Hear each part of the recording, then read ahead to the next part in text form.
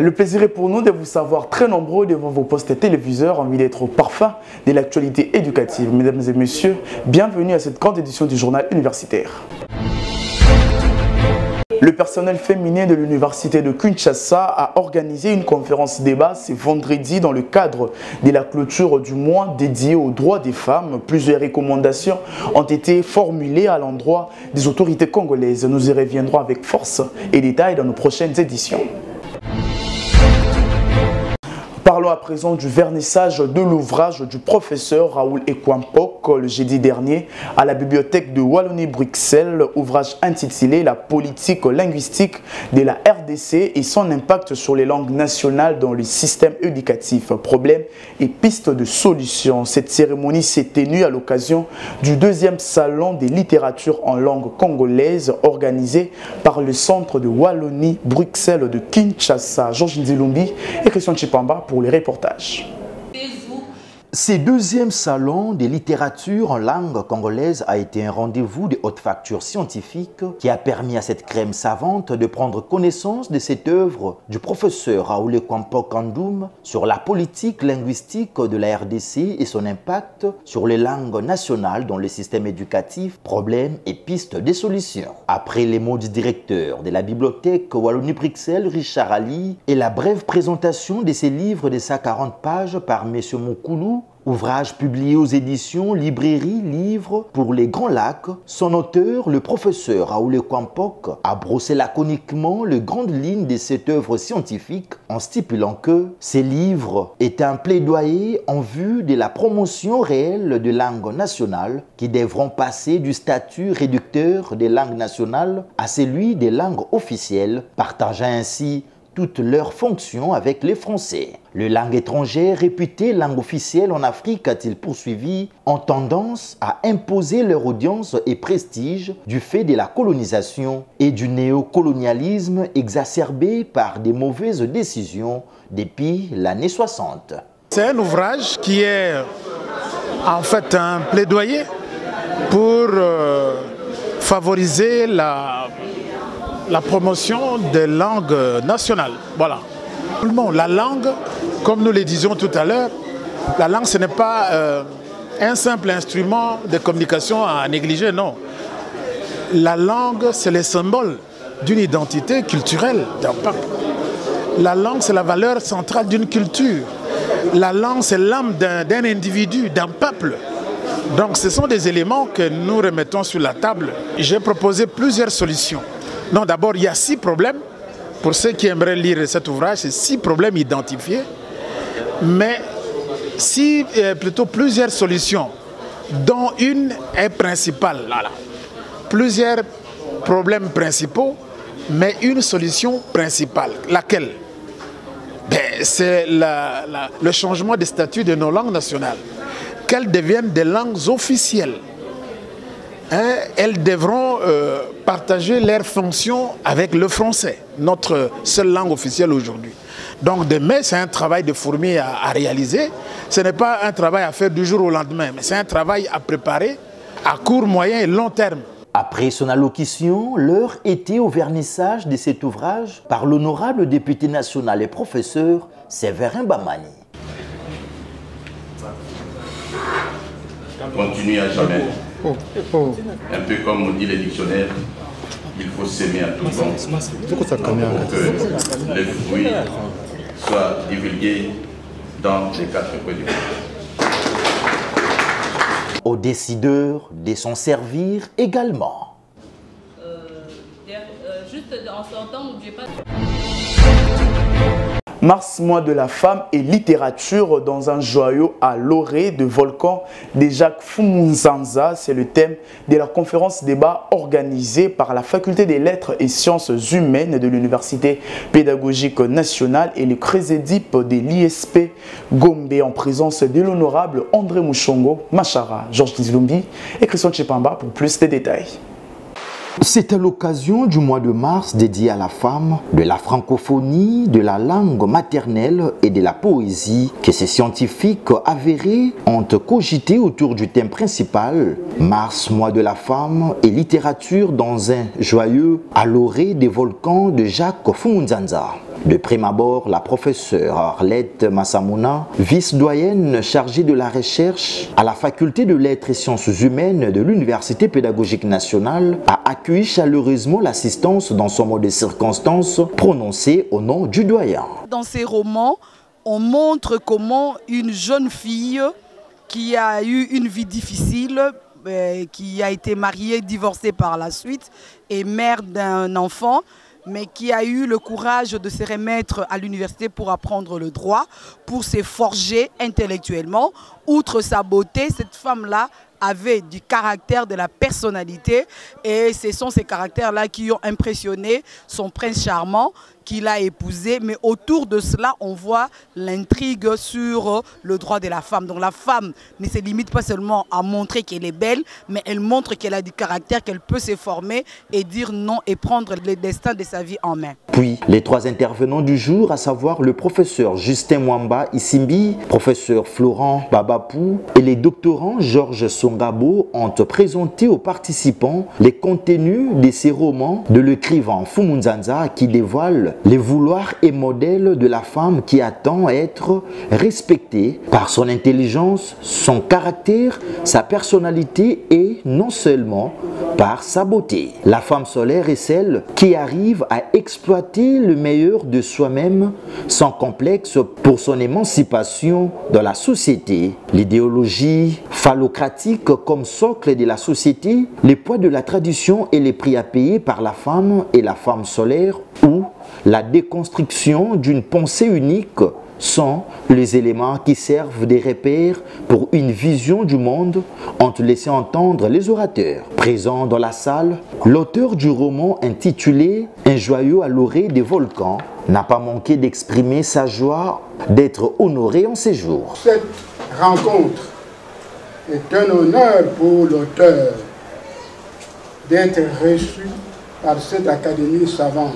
Moi j'aime bien les femmes et elles sont égales aux hommes, elles sont compétentes et dans beaucoup de choses, là, même quand j'ai étudié, il y avait des femmes qui étaient devant moi par rapport à la cotation des professeurs. Donc je n'ai aucun complexe et les femmes ne devraient pas avoir ce complexe-là non plus. Le jeu des questions et réponses ont clôturé cette conférence en présence de l'honorable député national, le chef des travaux André Mouchongo Machara.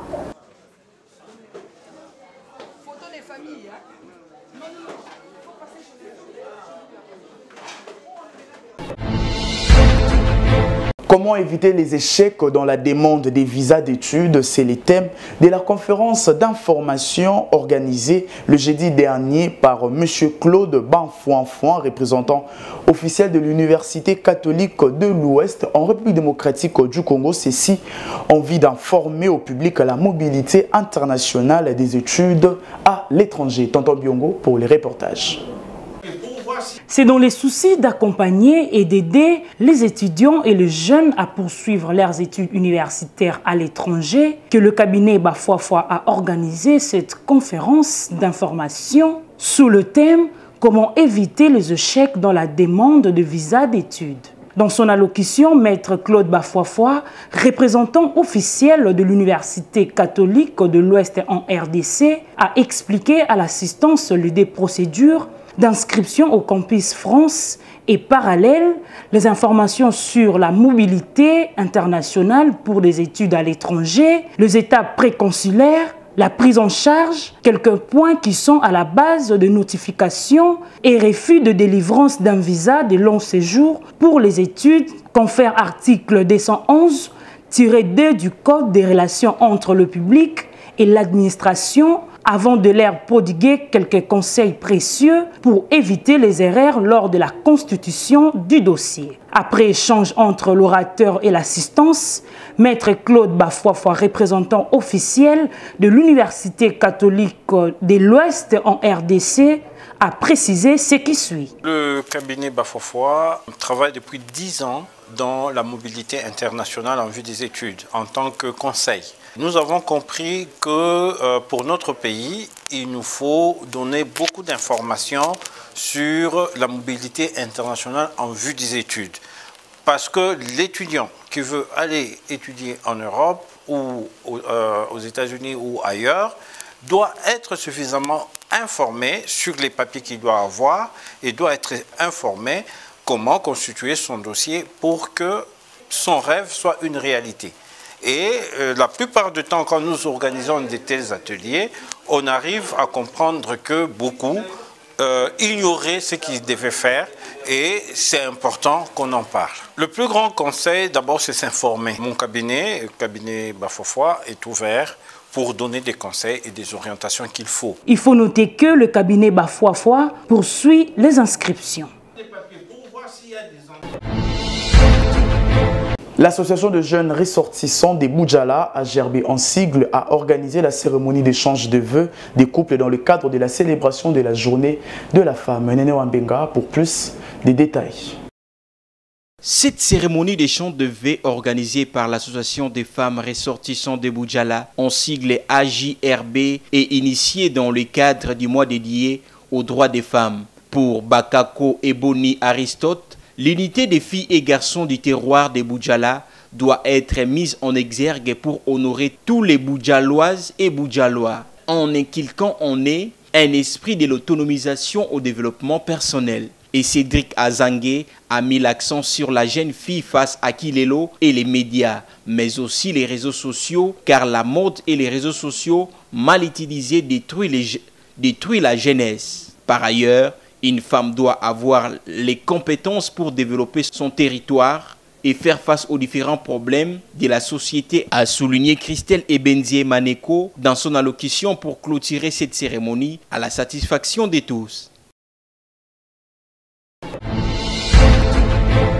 Avant de boucler cette édition, parlons de la journée culturelle organisée par la congrégation des Sacré-Cœur. L'objectif était de rendre hommage à son haut patron et fondateur de l'Institut médical Père Kadoumou, l'établissement où s'est déroulée cette activité. Choudel Nama était présent pour le compte de notre rédaction.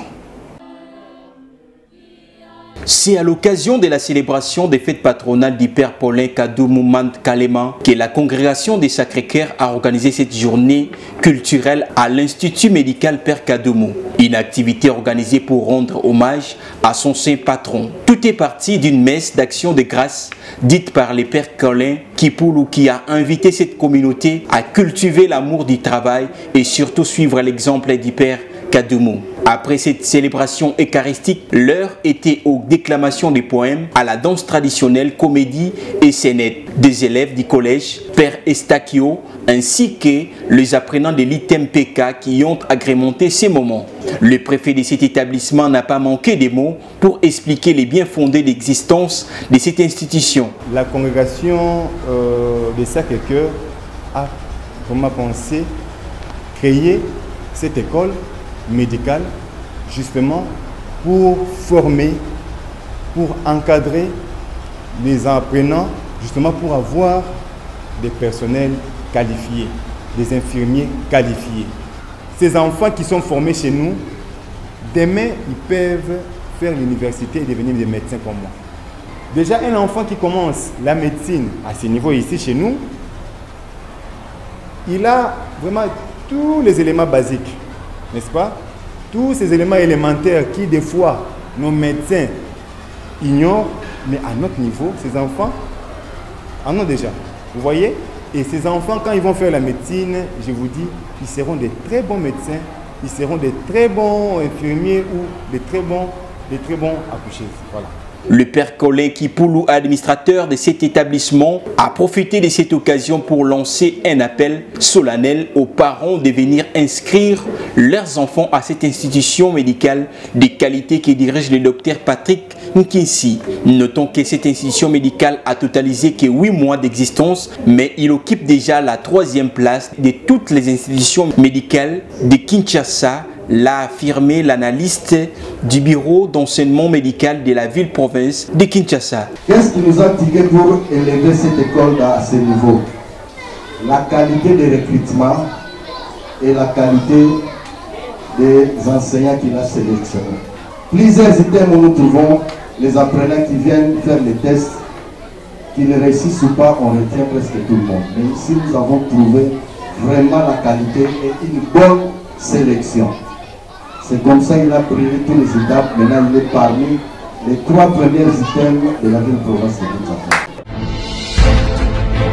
Voilà, comme vous pouvez le constater, c'est la fin de cette grande édition du journal. Si vous l'avez aimé, dites merci à Jérès Landou qui était derrière la caméra pour assurer les images, assisté par Dorcas Chabouine, Emmanuel Lema à la réalisation, toujours sous la coordination d'André Mouchongo Machara. Quant à moi, je vous dis, vivez longtemps, vivez heureux et bonne suite de programme à tous.